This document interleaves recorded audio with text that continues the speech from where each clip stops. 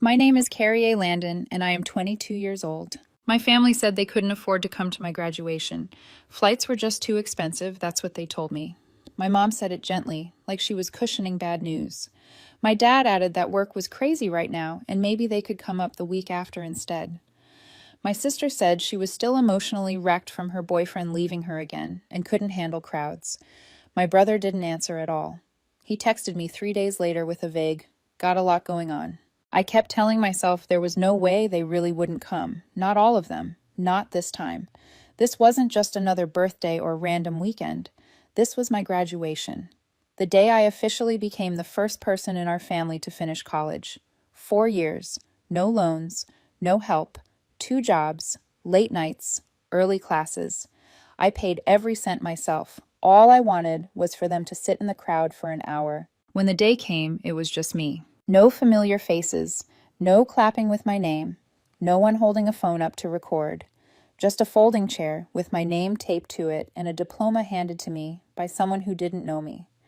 I smiled because that's what you're supposed to do, but the moment felt hollow, like I was acting in a play no one bothered to watch. I thought that was the worst part. I was wrong. A week later, I opened Instagram like I always do in the morning, half asleep, expecting the usual nonsense. Instead, I was hit with a full family Disneyland trip. My aunt posted first, then my mom, then my sister. They were all there, matching red shirts that said family first, Mickey ears, fireworks, churros, my dad holding a turkey leg the size of his head, my brother's wife smiling. Even my sister, suddenly fine, wearing a sparkly headband and a frappuccino like heartbreak had never happened.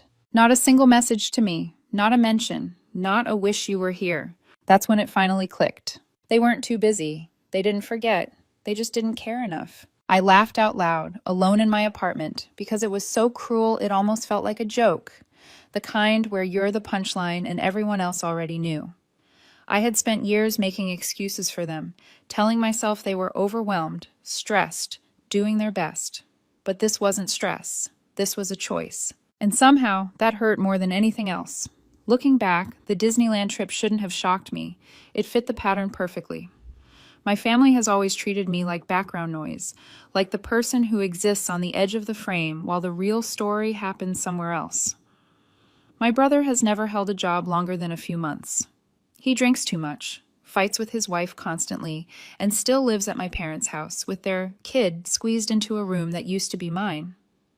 Somehow, he's still the golden child. My mom makes him pancakes in the morning like he's 17 instead of 31, and tells everyone he's finding himself. My sister is the other kind of problem. She only dates men who throw money at her. Expensive dinners, designer bags, weekend trips.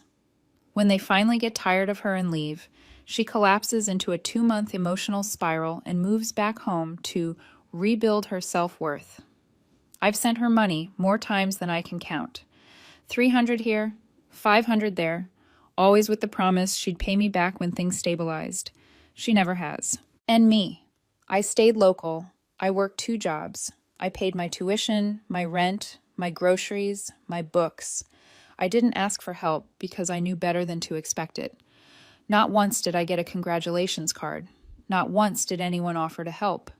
Still, I showed up. I helped with taxes.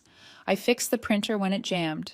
I answered calls late at night when something broke or someone panicked. I kept my mouth shut until yesterday.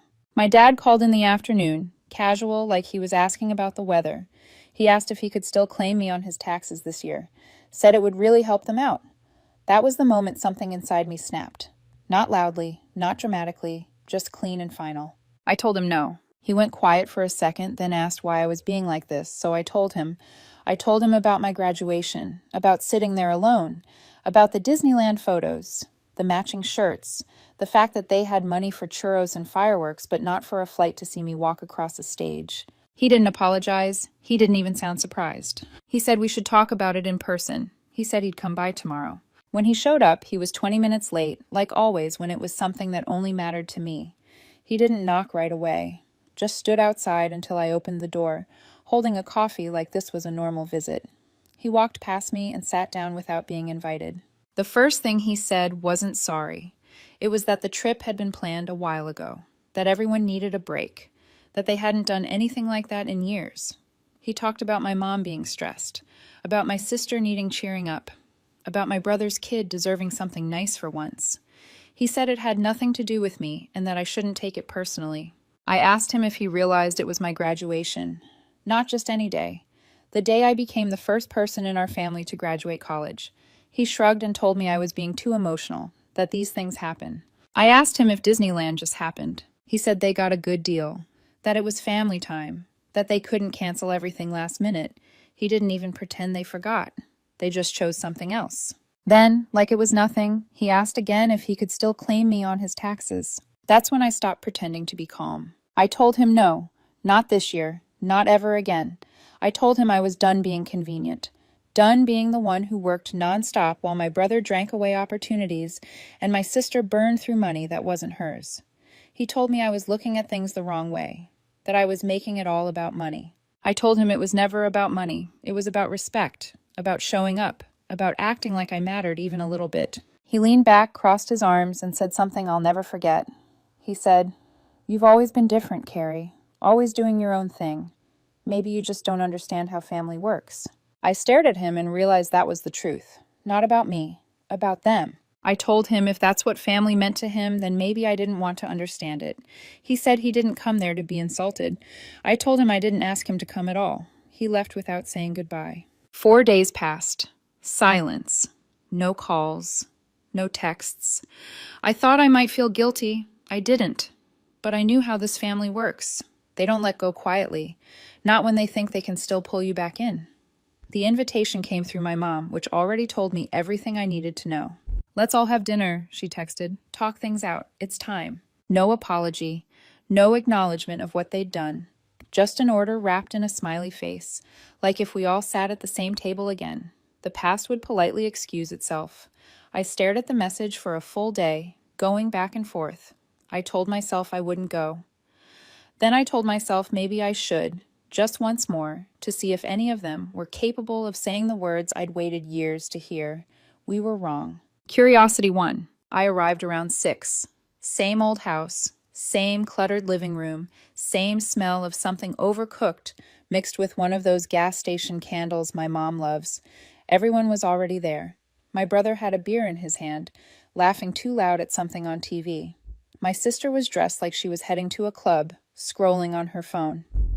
My dad stood in the kitchen talking like nothing had ever happened. My mom smiled too much. Look who finally came home. We sat down. My aunt had brought some cheap casserole. My nephew had headphones on, glued to a tablet, oblivious. It felt surreal, like I'd walked into a rehearsal of a family that only existed for appearances. My dad started things off. He said they wanted to clear the air. That family is all that really matters. That we shouldn't let small things blow up. He called what happened a misunderstanding. Then came the phrase they always use, the one that sounds like an apology until you listen closely. "We're sorry if you felt hurt." If! My sister jumped in next, talking about how hard her breakup had been, how mental stress affects everything, how it was selfish of me to expect her to drop everything for just one day. My brother followed, saying I'd always acted like I was better than them because I went to college and paid my own way. My mom said she didn't realize I was so sensitive. My dad leaned back like a judge who'd already decided the verdict. According to them, I was the problem. I'd ruined the family mood. I'd made things uncomfortable. I was cold, unforgiving, dramatic, ungrateful. They rewrote the whole story right there at the table, and for a while I just listened. I watched how easily they slipped into it, how natural it felt for them to place the blame back where it always landed. Then came the moment that almost made me laugh. My sister leaned over, lowering her voice so the others wouldn't hear, and asked if I could lend her $800. She said there was a designer bag she needed before it sold out, and she'd pay me back as soon as she could. She didn't look embarrassed. She didn't even hesitate. It was muscle memory. That's when I knew nothing had changed. I stood up so fast my chair screeched across the floor. Everyone stopped talking. My brother raised an eyebrow. My mom looked up from her plate. My dad didn't move. I told them I was done. Done being the responsible one. Done being the fallback plan. Done trying to earn a place in a family that never respected me. I said I wouldn't be giving anyone money ever again. I wouldn't be answering late-night calls. I wouldn't be helping with taxes or pretending I didn't notice all the times they left me behind. My mom told me to sit down and stop being dramatic. My dad told me I needed to grow up. I looked at each of them and said, "Don't contact me again. I mean it." And I walked out. No one followed me. No one stopped me. I drove home in silence. No music, no phone, just the sound of the road and the feeling that something inside me had finally shut off. Not in anger, in clarity. The next few days were quiet. Too quiet. No guilt trip text. No calls pretending nothing happened. I slept better. I ate real meals. I caught myself humming in the mornings. It felt good, and that's how I knew it wouldn't last. 5 days later, there was a knock on my door. I checked the peephole. My dad. I opened it just enough to confirm it was him. He didn't waste time. He said he was being audited. Income verification, nothing major, but he needed help. My help. He said I still had the login from last year, and it would only take 10 minutes. I told him no. He blinked like he hadn't heard me. Said it was serious. Said he wouldn't ask if it wasn't important. I told him it didn't matter. I told him he shouldn't be asking me at all. He called me cold. Said you don't just walk away from family.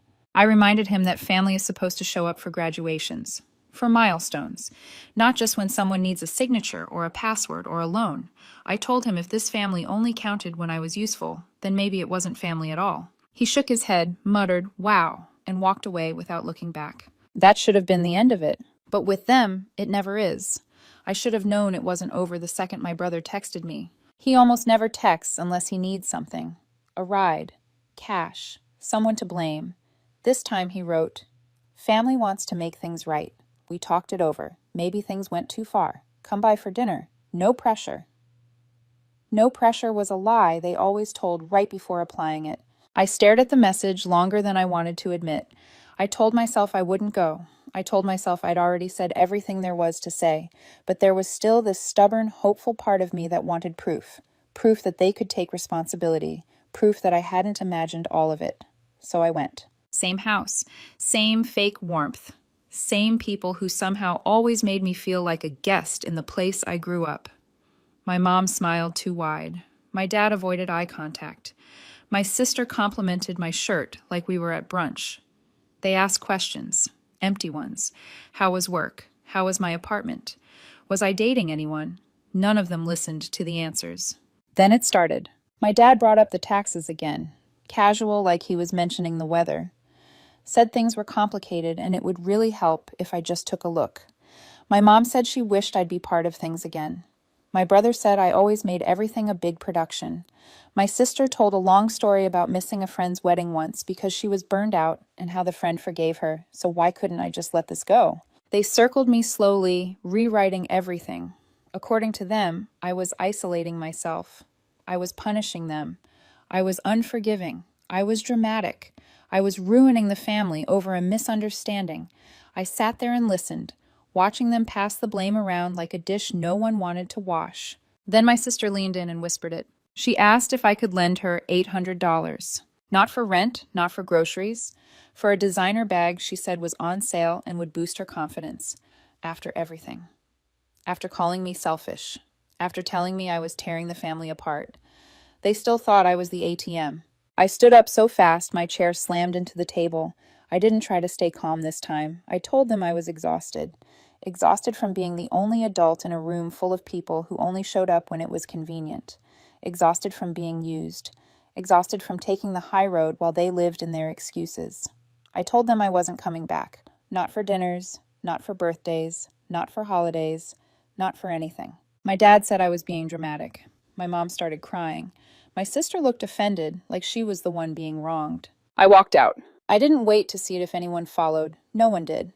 I drove home and sat in my car for a long time, engine off, phone dark, feeling the kind of quiet that only comes after you finally stop arguing with people who were never listening. For the first time, the silence didn't feel like punishment. It felt like relief. It's been over 2 months now. I haven't spoken to any of them. Not my mom, not my dad, not my siblings. Complete silence. At first I kept waiting for the other shoe to drop. The dramatic apology, the sudden crisis, the emotional ambush. But nothing came. And slowly I realized the silence itself was the answer. I heard things through other people, of course. You always do. My dad's tax situation got worse. Apparently, he ignored a few IRS letters and now owes penalties he doesn't understand. He tried calling me from 3 different numbers, left a voicemail pretending everything was fine, like we'd just missed each other for coffee last week. I didn't listen to the whole thing. My sister got dumped again. I only know because she posted a photo captioned "Healing Era" with sparkles and butterflies and a knockoff designer bag in the background. Her new plan seems to be becoming some kind of spiritual influencer. She's still broke, still living at home, still hoping someone sends her money for something vague and emotional. My brother hasn't changed. More drinking, more excuses. His wife finally left with their kid after years of chaos. My mom called it temporary to a family friend. I doubt she believes it. It's strange to watch from the outside, not with cruelty, just with distance. I spent years trying to hold all of them together, patching leaks, smoothing over meltdowns, pretending love meant endurance. Now that I've stepped back, the whole thing is unraveling exactly the way I always knew it would. The twist came last week. I got a handwritten letter from my grandmother. She lives in another state. I haven't seen her since I was a teenager. She was never close to my dad. Some old resentment I never fully understood. In the letter, she said she'd heard what happened, not from my parents, but from someone else in the family who follows me online. She said she was proud of me, that what I did took courage, that she wished she'd walked away from certain people sooner, too. At the end, she wrote, "You remind me of myself when I was younger.